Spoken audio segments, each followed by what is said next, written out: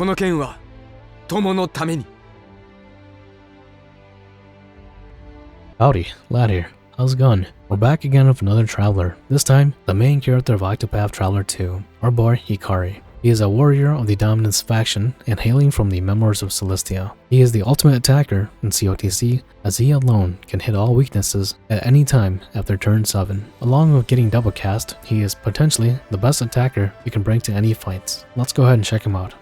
His VA is Yoji Matsuda. He doesn't have too many notable roles, but he did voice Ashitaka from Princess Mononoke and Aspel from Nausicaa of the Valley of the Wind, both of them being OG great films that are often talked about, and yet I haven't seen them, so one of these days I'll have to make time to watch them. Let's go ahead and head on over to Hikari's notable damaging skills. His first attack is a SP cost of 38, it's a 3-hit random target sword damage attack, potency 65. The second attack is a 2-hit AoE sword damage attack, potency 95, and it lowers sword resist by 15% for 2 turns. His third ability is a SP cost of 63, it's a 2-hit random target polearm damage attack, potency 65, and it has a low chance to lower polearm resist by 15% each hit for 2 turns, and a max boost this becomes 4 hits. His fourth attack is a SP cost of 49, it's a 2-hit random target sword damage attack, potency 65, and it has a low chance to lower physical defense by 15% for each hit, 2 turns, and a max boost this becomes 4 hits. In his last skill, or his nuke attack, it's a 1-hit single target sword damage attack, potency 260, and the max boost is a guaranteed crit, and for his 6-star buffs, if Demon of War, his passive, is active, he gets a plus 30% potency, and if God of War, his other passive, is active, this ability gets a 50% and only the highest potency will be applied. For his EX skill, God of War, his passive, needs to be active, and he only gets 1 usage. It's an 8-hit single target polearm damage attack, potency of 25. For his latent ability, after turn 2 and reusage after 4 turns, you can select one of the abilities. Tenretsuzen is a 1-hit single target sword damage attack, potency 290, and he gains the Tenretsuzen, which is a permanent buff, which allows him to hit dagger, axe, staff with sword or polearm damage calculation. The second ability is Hyanka. It's a 2-hit single target sword and recovers 2 BP for himself with a potency of 120, and his third ability is Sugetsusen. It's a 1-hit AoE sword and 1-hit AoE polearm damage attack with potency 105, and he gains Sugetsusen permanently, which allows him to hit bow, tomes, and fans with the calculations of sword or polearm damage. For his ultimate, he deals a 5-hit AoE sword damage attack, potency of 65 at level 1 and 75 at level 10. If Demon of War is active, his ultimate gets a 50% potency up. If God of War, his other passive, is active, his ultimate gets a 100% potency up. And just like his nuke attack, only the highest potency is applied. For his notable support skills, his first one is an SP cost of 36. He gives himself a 20% physical attack and sword damage up for 3 turns. The second support skill is his TP skill. It's a 38 SP cost. He gives himself a 10% SP regen and a plus 1 BP for 3 turns.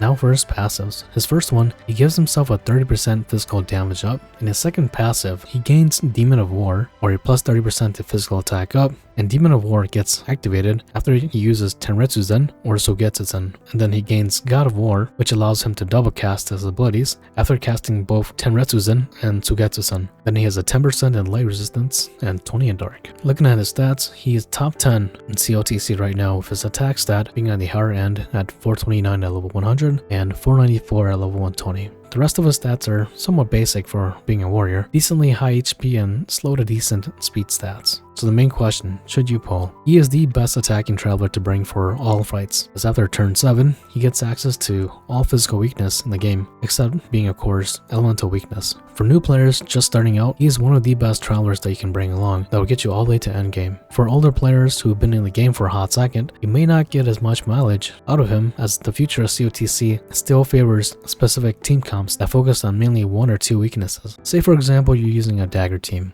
After turn 7, he'll be able to help shave shields and deal damage, but it'll be nowhere as good as a traveler that actually deals dagger damage, as recall that his abilities are calculated as either sword or polearm damage, so if you have something like dagger resist down, he won't be able to take advantage of that. So unless it's either sword or polearm weakness that he's up against, he'll be great. When it comes to other weaknesses, he's still decent, but you're gonna lose the extra bit of damage. When it comes to finishing fights quicker, as that should be the main goal for all fights, he's going to struggle to do well, because you need to spend 2 turns out of 7 to activate his latent skills twice that give him access to both his passives. So he's a traveler that shines in longer fights. Another issue does come up with his kit, which is his lack of multi-hitting attacks within the first 7 turns. His best multi-hitting attack is a standard 3-hit to swords, and this becomes a 6-hitter with both his passive active. The other best multi-hitting attacks are locked behind him having to max boost for a 4-hitter, and then this becomes an 8-hitter, assuming that his passives are up. So basically, for Hikari, newer players, he's a great pull, and for older players, he can be a good pull depending on your current roster. But in all entirety, his abilities are things that we've seen before, but just better. For that reason, he functions more as a nice-to-have unit rather than a must-have.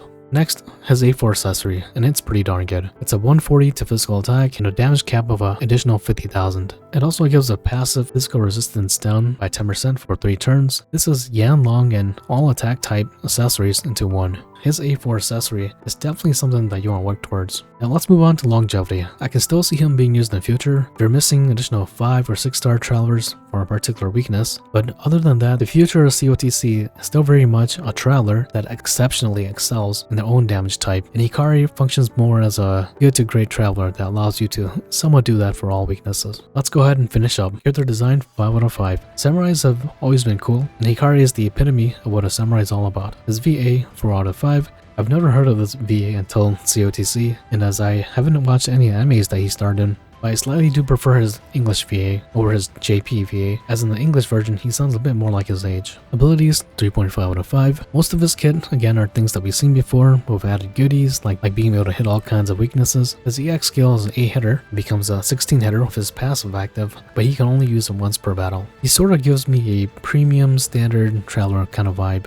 Longevity, again, 3.5 out of 5. Any traveler that can potentially hit all weaknesses are always great to have. The only downfall is the amount of time that you need to get him there. Against bosses that have a 15 turn count until you're doomed, he might not be the best to bring along for those fights. Unlimited, yes, he's part of the members of Celestia. Overall impression, 3.5 out of 5. The main character. Again, he's great for new players, but only decent for players who've been in the game for a while and already have notable travelers. For enemies weak to polearms and sword, he's gonna be great to bring along, but that sort of beats the purpose of having him have access to damaging other weaknesses. But if you're in a fight with multiple enemies with multiple weakness, again, he'll be great to bring along then. I'll probably do a few posts to see if I get him or not. If not, I'm not gonna stress too much about it. For me, he's more of a nice to have traveler compared to a must have, as my current roster now is able to do what I want for most weaknesses. Okay, well that was it for Hikari. Let me know if you've been pulling for him. I'll catch you next time. Take care of yourself. Lad out.